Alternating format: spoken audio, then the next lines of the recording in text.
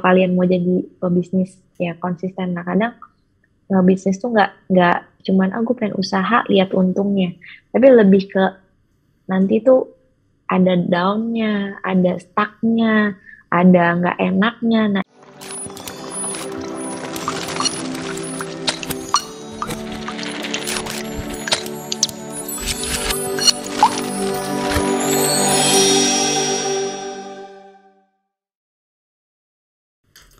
Assalamualaikum warahmatullahi wabarakatuh. Gimana kabarnya Pinvestor? Mudah-mudahan yang lagi nonton kita dalam keadaan sehat walafiat. Alhamdulillah kita juga udah melewati bulan suci Ramadan. Kami segenap keluarga besar Pinvest ingin mengucapkan mohon maaf lahir dan batin. Balik lagi di Pikes, cabang ngopi manis, ngobrol pintar masalah bisnis. Gua Ingga Putra. Gua Sonia Gustiawan. Kita bakalan ngobrol santai masalah bisnis bareng sama Pinvestor pastinya. Gimana nih Mas Son? Lo udah libur belum Mas Son? Alhamdulillah, ini gue masih dalam suasana liburan masih enggak? Waduh mantap. Lu kemana liburan masih enggak? Gua kayaknya pengen di rumah aja Mas. Gue pengen menikmati rumah, pengen nonton Netflix. Tapi sepertinya bini gue memilih untuk treatment. Emang kalau treatment tuh cewek nomor satu gitu ya. Kalau kita kan laki-laki enaknya leha-leha di rumah. Kalau cewek kalau punya waktu dikit aja pasti. Pasti. By the way, bini kalau treatment ngapain bro? Biasalah, biasanya ada pijat, ada nail done, ada cream bath, ada waxing dan lain-lain lah pokoknya. Nah pas banget bro. Apa tuh kenapa? Di Pikes Ngopi Manis segmen ini, gue mau ngajakin lu ngobrol sama temen gue namanya Cita Darnis. Doi punya tempat wax yang sudah sangat terkenal, bahkan favoritnya Aukarin. Yang bener lu. Seru kali ya kalau kita ngulik bisnis bareng Kak Cita Darnis. Halo Kak Cita. hai. Wah, ini suaranya kayaknya, wih. Halo Kakak Cita, gimana kabarnya? Baik, alhamdulillah. Kenyang ya, makan santan mulu ya. Waduh, udah masuk di makan santan. Mohon maaf lahir batin, selamat kembali. Mohon maaf lahir batin buat lahir semua batin. penonton Pikes. Mbak Cita, ini kalau misalkan kita yang kenalin kayak nggak asik, kayak mungkin Mbak Cita kenalan dulu kali ya sama Pinvestor. Hai, apa nih manggilnya sobat nih? Pinvestor panggilnya.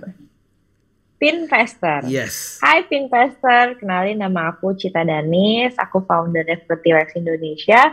Alhamdulillah Fruity Wax Indonesia itu sekarang udah menuju 8 tahun ya kita udah jalanin dan bisa dicoba juga, ada di Jakarta, Bandung, Bekasi, Bali, Bogor, Depok dan lain sebagainya lah.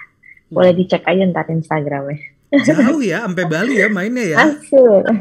Luar biasa loh, cabangnya banyak banget. Tapi gue penasaran ya, ceritanya lo ngerintis Fruity Wax ini gimana sih, Cid? Nah, ini mumpung kita masih di suasana-suasana Lebaran ya kan. Jadi ini menarik banget ya, buat gue sih menarik karena jadi waktu 2014 itu gue baru banget lahiran anak pertama, and then mager kan. Iya. Cuman gue nggak suka jadi ibu rumah tangga gitu. Jadi kayak anjir gue ngapain ya gitu kan.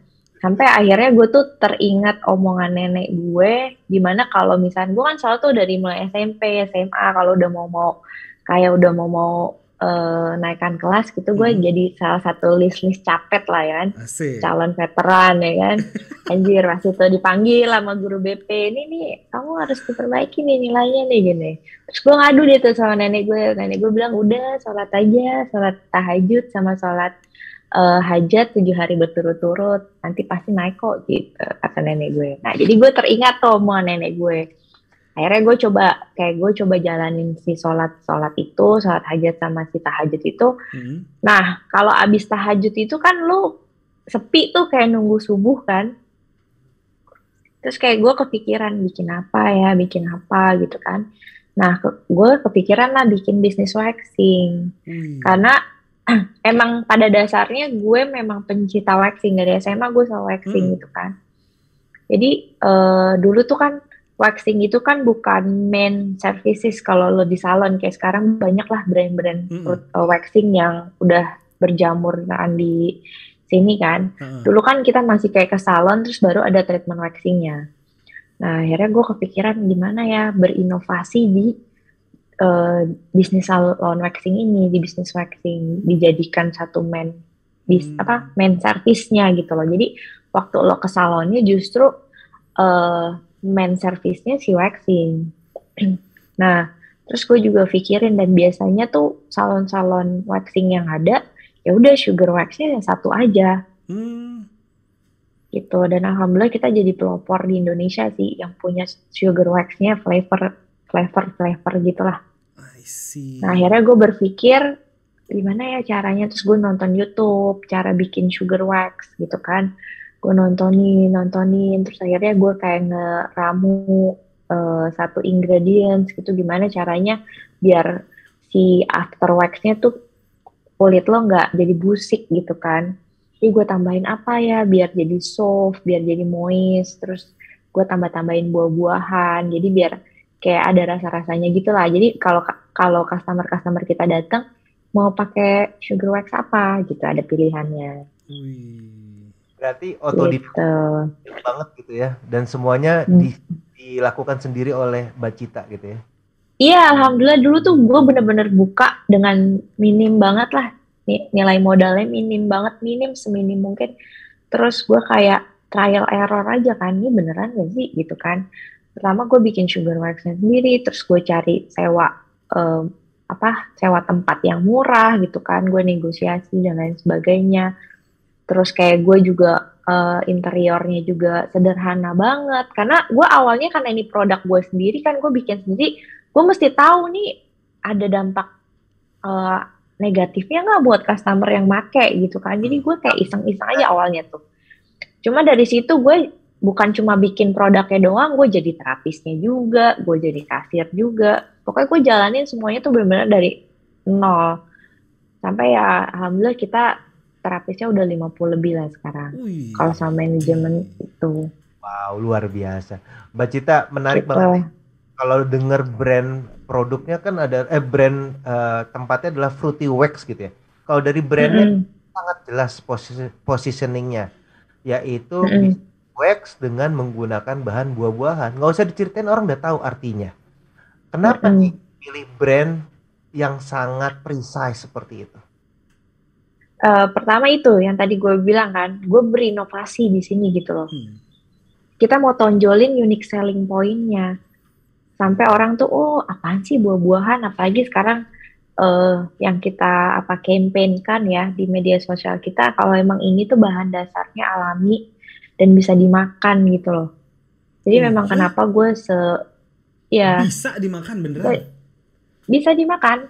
Oke, gue baru tahu nih. Bisa dimakan dan itu semuanya aman deh. Dan alhamdulillah ya sepanjang perjalanan kita ini nggak ada feedback negatif ya dari efek si sugar wax yang kita bikin. Gitu.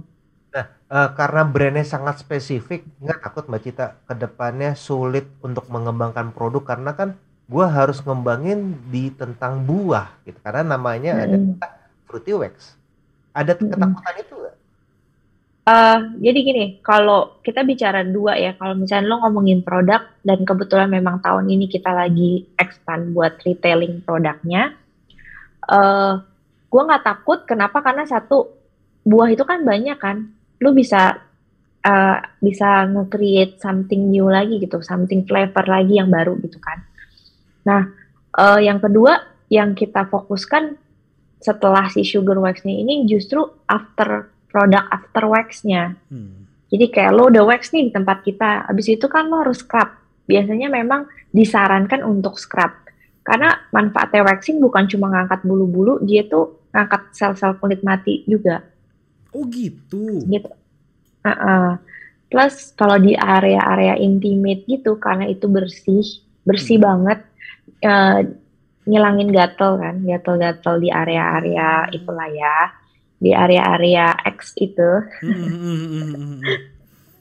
di area X, sehingga dari tadinya bersih terus lo nggak lembab, akhirnya mengurangi apa ya, mengurangi efek keputihan, terus efek yang lain-lain lah.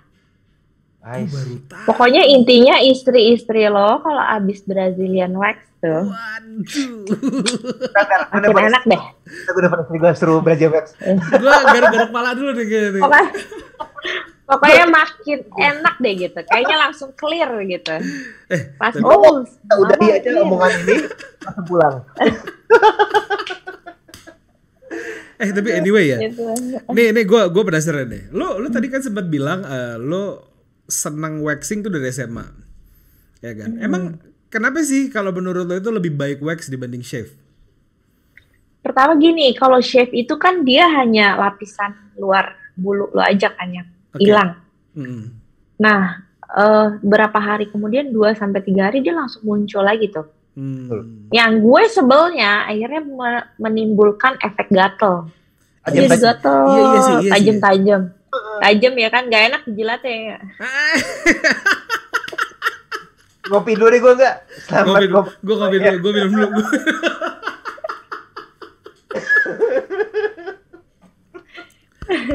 Nggak serius, jadi gatel terus tajam gak enak kan? Iya betul. Kayak nonjol-nonjol gitu. Nah itu yang bikin awalnya tuh gue kayak anjir nggak enak banget gitu kan.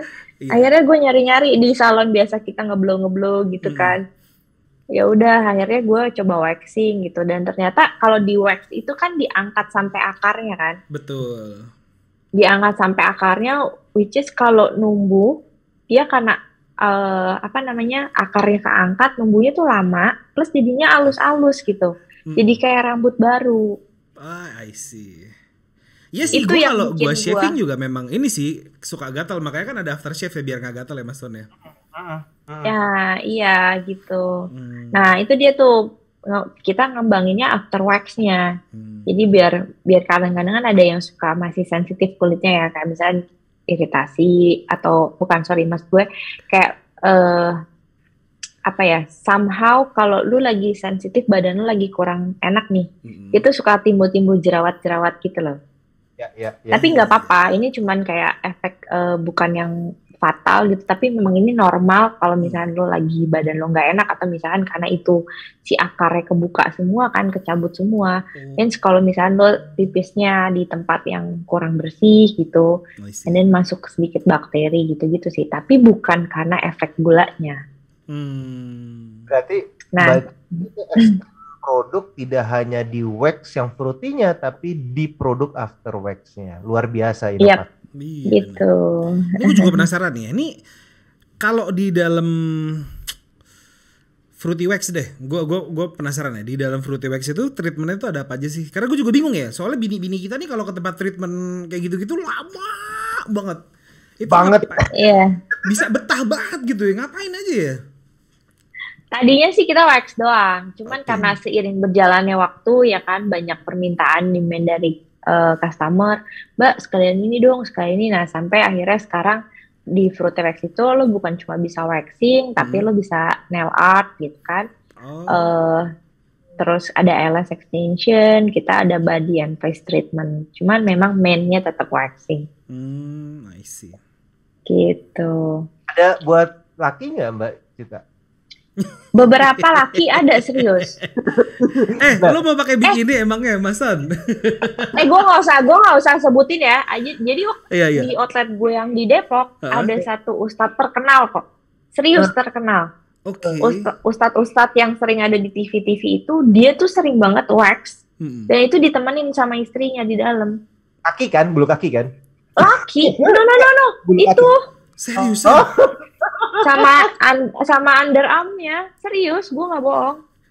Nah, kalau gue tanya nih, sakit nggak sih Mbak Cit? Jujur, lu jangan sebagai penjual bilang nggak sakit. Nih, gue kesana. Gue nggak bakal bilang nggak sakit. Tapi gini, kalau lu pertama kali wax, dia tuh kan akarnya masih kenceng banget kan. Masih tebel lah. Begitu bulunya ada yang panjang lah, tebel-tebel lah. Itu udah pasti sakit. Kalau lu pertama kali itu udah pasti sakit. Tapi kalau lo kedua, ketiga, keempat, dan lain seterusnya, kan si akar lo udah mulai udah mulai apa namanya, udah mulai nggak keras, terus bulunya udah mulai halus, itu udah nggak terlalu sakit. Dan jangan sedih, di tempat kita punya teknik khusus, jadi bukan yang nggak sakit, tapi less pain, jadi lebih nggak sakit gitu. Oke. Nah, kalau kayak gitu Gitu. kan ada sakitnya walaupun dikit, tapi gue yakin sih banyak gitu ya. Terus apa cewek-cewek istri-istri kita, perempuan-perempuan di sana sering melakukannya? Kira-kira Karena gini, tahu nggak alasan mereka tuh apa sih? karena gini ya, masa buat cewek itu beauty is pain, C, katanya, ya kan? Hmm. Beauty is pain. Tapi memang kenapa sih udah tahu sakit, udah tahu ini masih aja terus dijalanin? Karena memang sakitnya bentar, tapi itu manfaatnya panjang gitu. 4 bulan ya. Jadi kenapa kita, maksudnya, oh sakit nih, ah udahlah, paling cuma 5 menit kan, dedet atau 15 menit kelar. Tapi maksudnya lu bisa sebulan lebih ngerasain enak gitu. Kenapa cewek-cewek seneng? Sebulan Itulah enak gitu. kira-kira. Gue gak. Iya. Oke. Apalagi pulang waxing disayang suami ya kan. Kan Gue pengen garuk-garuk kepala. Jadi buat teman-teman investor, yang pertama manfaatnya disayang suami, kemudian yang kedua buat kesehatan juga gitu ya Mbak Cita ya. Pasti bener. Yang ketiga adalah menambah apa ya? Menambah rasa cinta sama diri sendiri, gitu kali ya. Banget. Soalnya yang paling utama kesehatan ya. Kesehatan sama kenapa yang gue tanya sama si Ustadz yang terkenal itu, gue jangan sebutin namanya karena setiap kali gue kayak ngobrol gitu kan, pas dia datang gue ngobrol, ya kan mereka kan punya manajemen sendiri kan yang tak boleh dikasih tahu gitu kan. Karena sebenarnya dari sisinya dia itu kebersihan loh. Oke. Ya, kebersihan sebagian dari iman. Betul. Ah, Setuju jadi gua. jadi gini ya, mungkin kalau dengan adanya si rawa-rawa itu ya kan, baik di underarm atau di bagian X itu kan, lu makin banyak itunya, makin lembab kan. Iya. Jadi akhirnya nimbulin lo jadi BB, bau badan, BM ya kan, bau gitu Iya, kan. iya. Nah kayak gitu-gitu. Berarti kapan nggak kita ke sana nggak? Dalam waktu dekat yuk. Nggak, serius. Kalau memang lo pertama kali pasti, ya gue yakin, karena kita sering banget yang teriak-teriak Iya, gitu. kalau di Tapi TV. besoknya dia balik lagi. Tapi kalau di TV-TV kan gitu ya Mas Son ya. Kayak misalkan di 40 Years Old Virgin tuh filmnya kan dia badannya buluan banget, di sekali cabut truk, wah, dia teriak-teriak gitu kan. Iya. Well, Tapi itu anyway, memang kalau pertama kali pasti kayak gitu. pasti ya bakalan kayak gitu ya. Pasti. Yap. Tapi ini gue pengen bertanya, ada satu pertanyaan yang kemarin gue tanyain ke narsum gue ya. Kita topiknya udah ngomongin soal bisnis aja ya. Gue deg-degan gue kalau ngomongin begituan. Oke. Gue pernah nanya ke salah satu narsum gue yang bisnisnya mungkin barbershop kali ya. Gue nggak tahu, mungkin nggak apple to apple, cuman nggak apa-apa kali ya gue nanya kayak gini. Kalau di barbershop itu kan kos yang dikeluarkan, salah satu enaknya bisnis kayak begini adalah kos yang gue keluarkan itu hanya gaji dan listrik. Nah kalau misalkan kayak gini, bisnis model kayak begini sama nggak sih di Fruity Wax? Ya sama sih ya. Tapi maksudnya gini, kalau di gue tuh kosnya terbesarnya dua. Satu sewa, kedua itu si karyawan. Karena sebelum gue belum ada bisnis retail sebelumnya, jadi ya kos terbesar, misalnya aset terbesar kita ya si terapis-terapisnya ini. I see. Nah itu paling besar. Nah kenapa sewa paling besar buat gue? Karena semua Fruity Wax tuh mostly adanya di mall. Dan kenapa di mall? Gue harus nge-branding kan. Gue harus nge-branding, ngasih tahu nih, nge-branding Fruity Wax ada di mall. Karena kalau di mall itu kan lu udah ada market sendiri kan. Kayak orang lewat, muter-muter, wah ada wax, nyobain, akhirnya jadi customer loyal, kayak gitu. Kalau lo bukanya di ruko secara kos misalnya, atau ruko lo bisa beli, atau misalnya ruko lo bisa sewa lebih murah. Tapi feedbacknya ke customer tuh lama gitu. Jadi perkembangan salesnya tuh lama. Karena orang kalau udah mau ke ruko, dia tuh effort banget kan. Belum nggak ada parkirannya lah, atau parkirannya terbatas lah, atau kadang-kadang cuma kelewatan doang, nggak mampir. Tapi kalau di mall kan emang lo udah cenderung jalan-jalan. Terus tiba-tiba nemu, oh ada tempat waxing nih, nyobain gitu. Ini menarik sih Itu ya. sih. Menarik sih ya, maksud gue lu memberanikan diri untuk buka di mall dan memang feedbacknya juga luar biasa gitu ya. Ya ada harga ada rupa gitu Banget. ya. Iya. Karena gini, apa ya? Ya kita belajar lah ya, kita belajar dari bisnis-bisnis besar yang terdahulu kayak contohnya McD, Starbucks, KFC, pizza dan lain sebagainya. Mereka kan berdiri berawalnya dari mall dulu sampai akhirnya dia punya kayak satu tempat sendiri kan. Karena memang itu tujuannya adalah lo nge-branding dulu di tempat yang memang udah ada marketnya gitu ya, udah disiapin. Marketnya tuh udah disiapin. Baru kalau misalkan nanti kita lihat kapasitas customer kita nih, data customer kita udah mencukupi, baru lo kayak buka satu yang standalone gitu kan. Dan itu gampang banget, kayak sekarang kayak outlet gue yang di Bekasi, terus kayak di Bandung itu kita buka di ruko, kita udah nggak perlu worry lagi karena Lo kita udah tinggal punya infoin nama. di sosial, tinggal infoin sosial media ya running sendiri gitu. Satu aja jadi yang di mall ya. Hampir semuanya gue di mall. Cuman 2 aja yang di Bandung sama yang di ruko Bekasi. itu ya. Oke. Wih, mantap juga ya. Triknya oke juga ya, Mas An ya. Keren. Mbak Cita, kalau mall pertama kali dulu atau tenan pertama itu di mana bukanya? Di mall apa? Di Kuningan City. Oh, milihnya juga langsung mall yang cukup hype gitu ya, jangan setengah-setengah gitu. Iya, nah tadi itu yang gue bilang tadi ya, maksudnya kalau balik lagi dengan cerita histori gue yang kalau kita udah dikasih ilham sama Allah gitu kan, gue ngerasa sih bisnis ini ilham ya. Jadi kayak lu tuh udah dipersiapin gitu loh 90%-nya, kayak lu 10% tuh kayak tinggal jalan doang. Badan lu tuh cuma dipakai sama Tuhan tuh buat apa ya, buat bonekanya lah, buat jalanin bisnis ini menurut gue. Karena ya itu, kenapa gue harus di Kuningan City? Padahal basic gue bukan pebisnis lah, gue waktu itu cuma kuliah sekretaris doang. Gue ngelihatnya, dulu tuh Kuningan City sepi. Tapi gue berpikir, ini market gue di sini semua. Orang-orang kerja, orang-orang kantor, orang-orang yang memang semua menggunakan waxing gitu kan. Dan akhirnya kenapa bener aja tuh gue sempet pakai, kalau lo pernah tahu apa ya, ada salah satu kayak platform buat diskon hunter gitu, gue pernah pakai itu dong, gitu kan, gue masukin dan kita tuh 3 bulan tuh kejual 1.300 voucher. Wow. Langsung naik gitu loh. Karena bukan apa, karena memang lokasinya tuh tempat marketnya waxing. Dan dari situ akhirnya gue buka cabang di tempat-tempat lain. Kayak gitulah. Nah itulah makanya kalau misalnya menurut gue ya, kalau udah Tuhan udah mau kasih lo jalan, lo tinggal jalanin aja konsisten, ntar pasti dikasih step-stepnya nih, kayak lo akan ketemu siapa lagi, ya mungkin satunya sekarang kita ketemu di Pickcast ya kan, ini lo ntar bakalan podcast nih sama si ini, terus kita ntar buka lagi jalurnya dan lain sebagainya gitu lah. Tapi memang benar sih, sunahnya kan juga gitu ya. 9 dari 10 pintu rezeki ada di mana? Di dagang, usaha. Luar biasa. Tapi kan kita sempat mengalami masa PSBB ya, Mbak Cit ya. Lo waktu pas PSBB itu lo ada adjustment nggak dari si Fruity Wax? Apakah lo ngejar bola, malah lo yang ke tempatnya customer lo?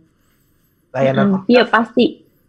Iya, gue ada home service. Jadi waktu itu waktu 2019 tuh kita lagi berkembang-kembangnya tuh.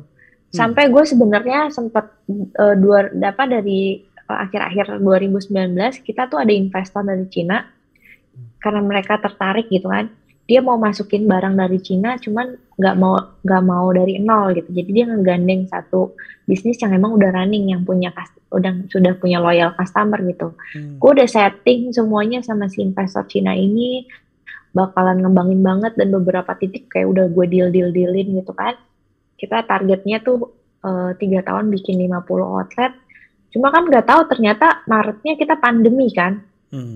Dan di situ kan istilahnya ya duit keluar tapi nggak ada yang masuk. Akhirnya gue gimana caranya di bulan Juni tuh kita mikir, udah home service aja deh. Kita coba buka servis. Jadi kita datang-datengin ke rumah. Jadi customer loyal-loyal kita tuh kita kontak-kontakin. Kalau memang mereka masih belum nyaman gitu ya pergi keluar, akhirnya kita datengin. Kayak gitulah. Ngejar bola lah ya intinya ya. Karena kalau misalkan memang salah satu bisnis-bisnis yang services gini kan orang-orang takut kalau lagi PSBB kan. Banget, apalagi kan waktu itu COVID kayaknya mencekam banget ya Mbak. Kayak orang takut semua. Tapi sempat sepi banget gak sih tempat lu waktu itu? Sepi, iya sekarang aja kita masih suffer lah ya, bisa dibilang masih trying to get back untuk balik ke dulu tuh waktu 2019 untuk ukuran gue ya, gue sih maksud gue sih bangga banget dengan awalnya gue modal 100 juta doang tuh waktu di Kuningan City. 100 sampai 120 juta doang deh bikin Fruity Wax. 2015, 2019 tuh gue baru punya 3 outlet, revenue kita tuh setahun hampir 4M. Wah. Udah balik modal, balik modal tuh. Parah. Gitu loh. Alhamdulillah. Oke, jadi ya alhamdulillah walaupun terdampak cuman lu udah pernah merasakan manis buahnya gitu ya. Iya, Fruity Wax. banget. Iya, masuk Pak Eko. Masuk. Tapi dari point of view lo deh nih, pada saat lo berpikir modal 100 juta waktu itu ya. Lo membuat tempat wax yang benar-benar di bilangan Jakarta yang bisa sampai booming itu. Nah, sebagai point of view lo di tempat wax itu harus ada apanya yang wajib? Kayak misalkan tempatnya harus wangi kah? Atau misalkan AC-nya harus dingin kah? Atau tempatnya harus cozy atau kayak gimana? Ya, basically-nya gue memang orangnya agak ya sedikit OCD sih ya, dikit lah, levelnya nggak berat-berat banget. OCD. Nah, gue memang gue hygiene banget, yang gue coba teliti gitu ya dari bisnis-bisnis waxing yang ada, mereka tuh kurang hygiene. Gue coba hygiene gitu, gue kayak spatulanya satu orang sendiri, belacunya langsung gue buang kayak gitu kan. Terus sama gue suka wangi, jadi memang tempat gue bikin wangi gitu. Terus yang paling penting sebenarnya di bisnis waxing nih, maksudnya buat semua teman-teman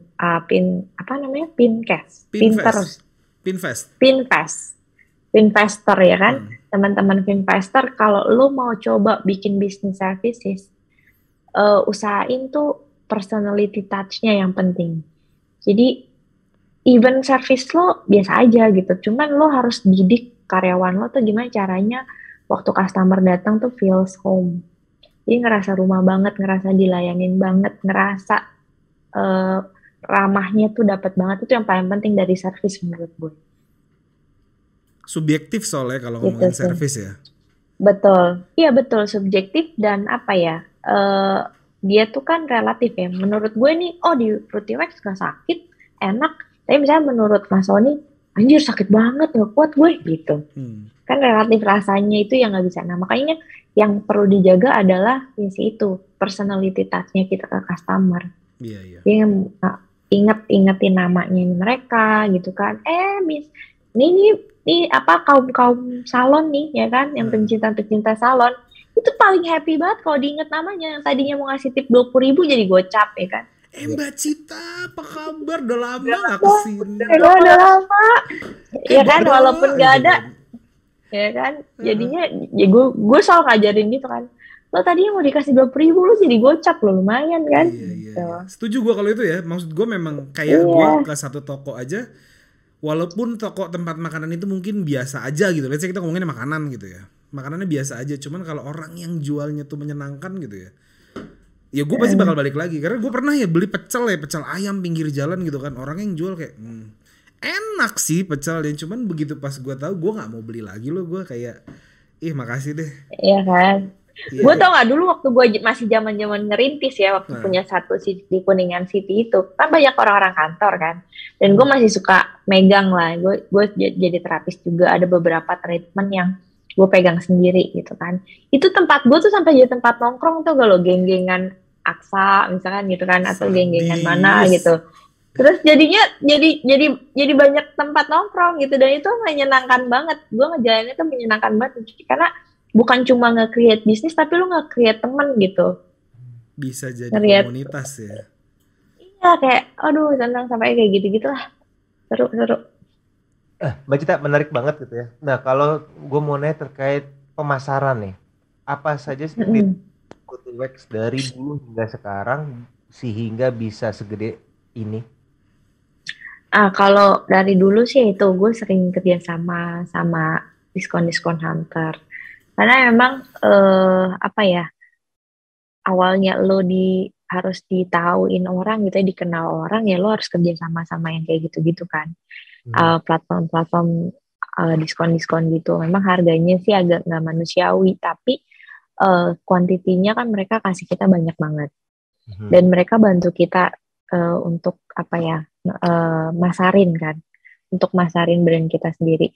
Terus yang kedua yang gue lakuin ya social media, endorsement, terus apa namanya, kayak bagi-bagi voucher, atau misalnya kita kadang-kadang sponsor gitu, nge-sponsorin beberapa event yang bisa dapat voucher ke kita, ya treatment kayak gitu sih. Oke, berarti voucher itu untuk Mm-mm. menarik orang nyoba pertama kali dan orang pas datang dibeli Mm-mm. agar dia balik lagi dan ajak teman-teman ya. Iya kayak gitu Keren. ya sekarang. Oke. Nah, sekarang tuh gue beberapa yang lagi gue jalanin ya kita ngajak beberapa influencer yang kerja sama kita gitu. Jadi kayak misalnya mereka bisa dapat eh presentasi presentasi salesnya beberapa persen kalau mereka bawa orang gitu. Ada BA juga Kayak nggak ya? gitulah. Brand ambassador. Hmm. Brand ambassador sih gue sendiri. Iya, gue lihat tuh udah mukanya tuh Mbak Cita. Tapi duduknya gini ya.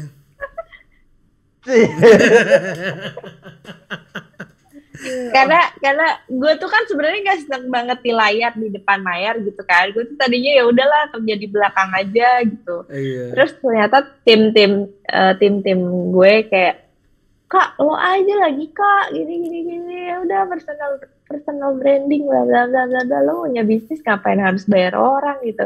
Ya juga sih ya, kali aja kan kayak yang itu tuh yang sampai beli helikopter. Wih. Ini kan apa namanya, kita ngomongin franchise aja kali ya.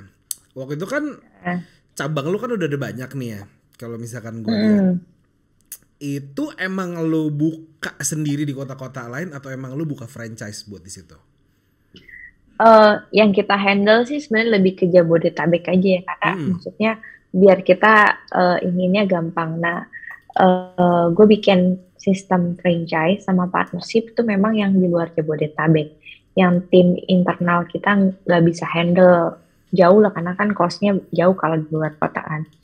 Jadi makanya gue bikinin sistem franchise. Jadi kalau misalnya yang di luar Jabodetabek itu franchise kita. Kita kerja sama orang yang mau berbisnis apa gitu, tapi as a manajemennya kita support. I see. Gitu. Sekarang kita juga bikin sistem partnership. Partnership tuh beda sama franchise ya. Jadi kalau franchise kan lu operasionalnya lo yang handle, lo jadi franchisee kan. Nah, lo yang handle sendiri, lo cuma beli barang sama kita, terus kita support manajemen doang gitu kan. Nah, kalau partnership itu lu punya tempat nih, atau misalnya lu punya duit gitu kan, lu nggak tahu mau ngapain. Nah ya udah, lu partnership sama kita semua sampai Z-nya kita yang handle, kita yang kelola, tapi modalnya 100% dari si partner. I see. Iya, Gitu.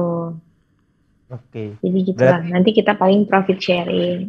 Berarti kedepannya juga akan partner terus, atau kedepannya ada yang franchise, ada yang partner, atau gimana kira-kira? Kita ada beberapa pilihan ya, opsi. Kita ada opsi kerjasama. Kayak misalnya lo bisa jadi partnership kita, lo bisa jadi franchise kita, lo bisa jadi afiliator kita, bisa jadi distributor, reseller gitu. Nanti itu tergantung sih. Tahun gini, jadi ya efek pandemi kemarin kan semua lah ya, dampak pandemi kehantam apalagi buat bisnis service. Nah di tahun ini gue sempet healing nih ceritanya. Gue sempet healing gitu di Bali. Biar kayak anak-anak Jaksel gitu kan. Anak Jaksel gitu. Bali is healing place. Gue literally abis healing gitu kan. Wah ini Jaksel nih, gue literally abis healing nih ya kan. Which is ya. Terus gimana? Habis healingnya apa ya? Inspirasi. Enggak, gue tadinya jadi gini, waktu 2019 apa efek si pandemi ada beberapa gue shutdown kan. Gue buat ngurangin OPEX. Jadi akhirnya sempat 2019 tuh gue kayak down, anjing gue tutup aja deh kayak ini Fruity Wax gitu kan. Gue tutup aja, cuman akhirnya gue cabut bentar ke Bali. Terus kayak gue mikir, terus gue sempat kayak mau lay off semua tim gue gitu kan. Mereka tuh kayak, emang lo bisa kak gitu? Enggak kok, kita nggak dibayar juga nggak apa-apa, anjir. Ini sih yang bikin gue nangis sih. Maksud gue kayak loyalty-nya itu ya. apa? Loyalty-nya itu ya. Iya, maksud gue sampai gue nggak bisa bayar lo, gue bilang gitu kan. Mungkin gue nggak bisa bayar lo, tapi dia kayak, lo kita nggak apa-apa kok kak, lo bayar kita berapa aja, kapan aja, lagi bisa. Tapi maksudnya lo nggak bisa sendirian. Nah itu tuh yang bikin gue anjir gitu kan. Kapan lagi gitu lo punya karyawan kayak gitu kan. Alhamdulillahnya. Nah sampai akhirnya mulailah tuh bangkit satu-satu kayak, gue mau buka di Cibubur gitu. Tiba-tiba ada lah ya. Terus ada yang mau buka di Dumai lagi apa segala macem. Terus sampai akhirnya gue mikir, oke lah ya 2 tahun terakhir memang berat buat kita, tapi nah di tahun ini gue lagi mikirin gimana caranya kita bangkit. Gimana caranya kita bangkit, gimana caranya kita berinovasi lagi nih dari yang udah ada. Itu dia, makanya gue inovasinya gue retailing produk. Terus gue ngembangin produknya, gue bikin bentuk kerjasamanya lebih banyak lagi. Jadi bukan cuma franchise doang. Lo bisa jadi partnership kita, lo bisa jadi afiliator kita, lo bisa jadi distributor atau reseller kayak gitu-gitulah. Keren. Nah ini sekarang gue sama tim yang lagi coba ramu, dan kita lagi nunggu semua administrasinya kelar. Insya Allah kita bakalan ekspor juga gitu. Wih, keren. Produknya. Amin. Produknya yang sugar wax itu kan ya Mbak? Si sugar wax itu sama after waxnya. Wih mantep, mudah-mudahan lancar ya Mbak ya. Buat di luar negeri itu kan, lu kalau bukan di luar negeri doang sih, di Indonesia udah mulai. Kalau satu produknya tuh organik, mereka tuh even though mahal, beli pasti. Yes, agree, bener. Gitu. Dan gue organik banget gitu. Mbak Cita, gue mau narik ke belakang sedikit tadi Mbak Cita terkait dengan franchise. Boleh cerita nggak ke teman-teman Pinvestor gitu, apa sih plus minus jika kita membuka franchise? Nah, sebenarnya gini, plusnya adalah lu kayak nggak, kadang kan kita punya duit nih ya, bisnis apa ya, bingung gitu kan. Nah, enaknya kalau lu punya duit, lu mau bisnis, tapi maksudnya lu nggak mau create konsepnya gitu kan, lu bisa franchise ke kita kan. So, lu bisa franchise, lu udah matang lah istilahnya, konsepnya tinggal lu jalanin. Nah, negatifnya adalah kadang-kadang karena itu bukannya passion lu, atau misalkan bukannya sesuatu yang lo create sendiri, jadinya tuh nggak sesuai, keluar jalur dikit lah. Kayak misalkan kayak apa ya, konsepnya tuh maksudnya dua visi atau misi yang berbeda ya, karena nih kita si pemilik brand visi misinya ini, tapi mungkin si franchisee-nya mikir, aduh gue warnanya jangan hijau warnanya hijau kebiru-biruan gitu. Nah, kayak gitu yang gak enaknya sih di franchise. Tapi ya plusnya ada menurut gue ya, lu udah gak pusing mikirin konsep, karena yang terpenting dari sebuah bisnis itu adalah konsepnya. Nah, karena brandingnya udah kuat ya, soalnya kalau dari si Fruity Wax ini. Udah enak banget. Ya kita sih alhamdulillah, kalau lo bisa cek gitu, kita udah nomor 3 terbesar di Indonesia lah. Semoga bisa. Untuk bisnis waxing sendiri. Kalau dari kacamata si pemilik franchise gitu ya. Tadi kan kacamata si pembeli franchise gitu. Kalau dari kacamata pemilik franchise, kira-kira apa saja sih yang perlu diperhatikan bagi pebisnis kalau dia mau menjual franchise? Dari gimana? Kalau dari segi kacamata pebisnisnya, ketika gue punya bisnis franchise-in, kira-kira apa sih harus disiapin oleh pebisnis itu sebelum dia membuka franchise dan dijual kepada orang-orang? Kalau menurut gue, lo matengin konsepnya, lo matengin regulasinya, lo matengin agreement-nya dan lain sebagainya, itu yang gue jalanin sih.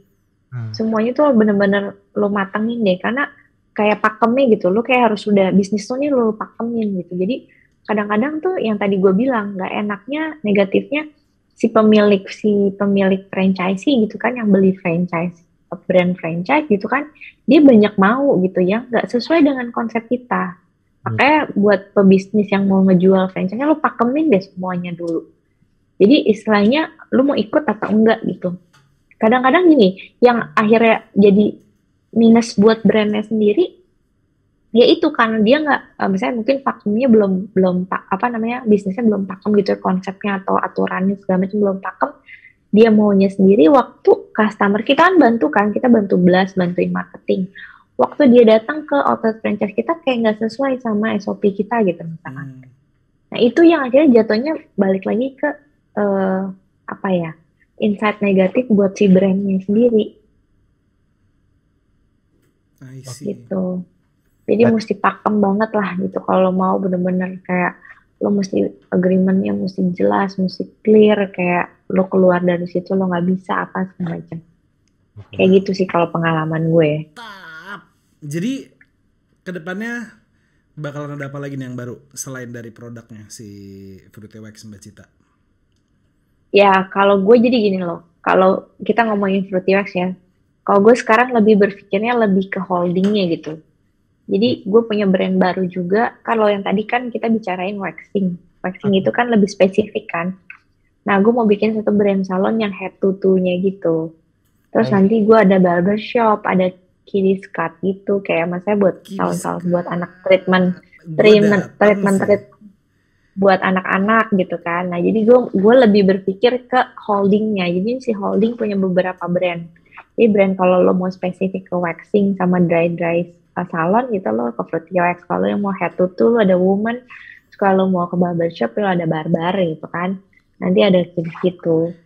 Gue sih lebih mikirnya ke situ sekarang. Amin. Mudah-mudahan ya. Kira-kira dalam waktu 2 tahun ke depan ya kira-kira ya, insya Allah ya. Kalau yang woman sih tahun ini sih. Keren. Ngeri loh. Jadi berbareng. Gerakannya cepet banget pasti gak langsung. Kan ini gercep. Well, sebelum gua tutup mungkin any last word dari lo Mbak Cita. Ini kan kalau gue lihat kan si investor ini kan banyak kan referensinya buat UMKM kan. Ya kalau dari gue sih lebih ke banyak banget orang pengen gue pengen usaha gitu. Tapi sebenarnya usaha itu paling penting itu lo konsistensi sih. Banyak yang orang gue UMKM gitu kan, awal-awalnya doang gitu kan.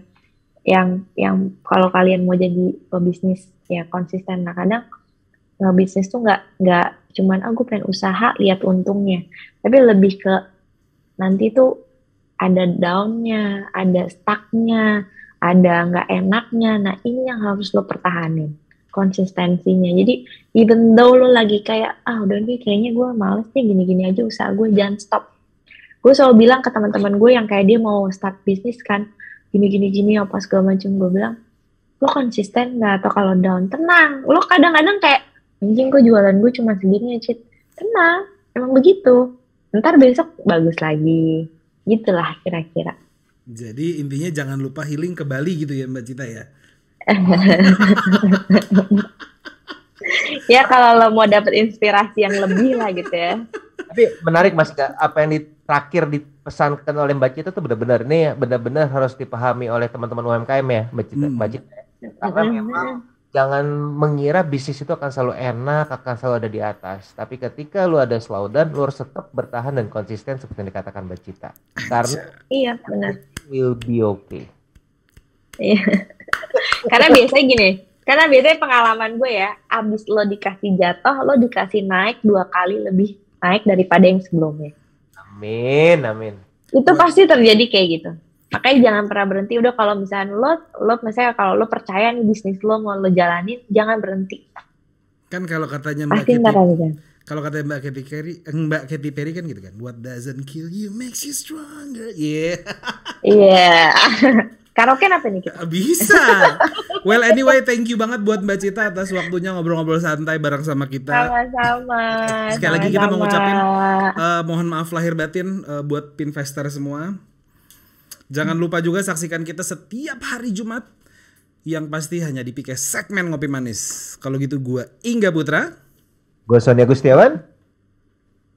Dan Cita Darnis. Sampai jumpa di Pikes selanjutnya. Jangan lupa di likes, di subscribe, dan di share. Karena gue tahu video ini pasti akan berguna buat kalian. Kalau gitu, bye-bye. Bye-bye, selamat ngopi semuanya.